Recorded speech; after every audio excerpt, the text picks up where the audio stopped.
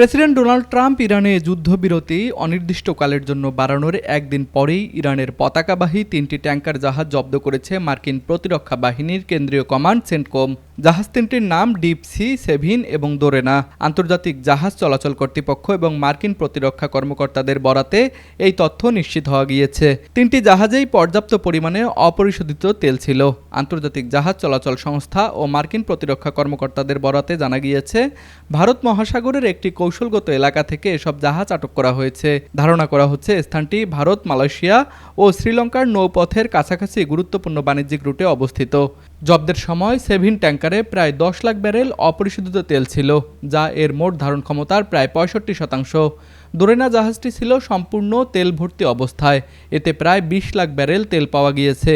অন্যদিকে ডিপসি ছিল আংশিকভাবে তেলপূর্ণ একটি সুপার ট্যাঙ্কার। জাহাজগুলোর সাম্প্রতিক গতিবিধি বিশ্লেষণ করে দেখা গিয়েছে, ডিপসিকে সর্বশেষ মালয়েশিয়ার উপকূলে, সেভিনকে প্রায় 1 মাস আগে একই অঞ্চলে এবং রংপুর শহরে নিরিবিলি ও মনোরম পরিবেশে অবস্থিত রংপুর গ্রুপের প্রিমিয়াম আবাসন প্রকল্প আনান সিটিতে নগদ মূল্য ও সহজ কিস্তিতে প্লট এবং কন্ডোমিনিয়াম অ্যাপার্টমেন্ট বিক্রয় চলছে। দোরেনাকে কয়েকদিন আগে ভারতের উপকূল সংলগ্ন এলাকায় দেখা গিয়েছিল।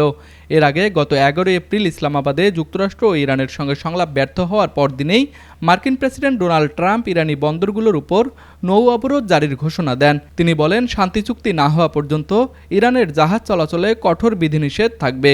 মার্কিন সেন্টকম এক বিবৃতিতে জানিয়েছে, অবরোধ ঘোষণার পর থেকেই এখন পর্যন্ত ইরানের বন্দর থেকে ছেড়ে যাওয়া অন্তত 29টি জাহাজ ও নৌযানকে মাঝপথ থেকে ফেরত পাঠানো হয়েছে। বিশ্লেষকরা বলছেন, এই পদক্ষেপ মধ্যপ্রাচ্য ও আন্তর্জাতিক জ্বালানি বাজারে নতুন করে অস্থিরতা তৈরি করতে পারে। একই সঙ্গে ইরান যুক্তরাষ্ট্র সম্পর্কের উত্তেজনা আরও বাড়ার আশঙ্কাও রয়েছে।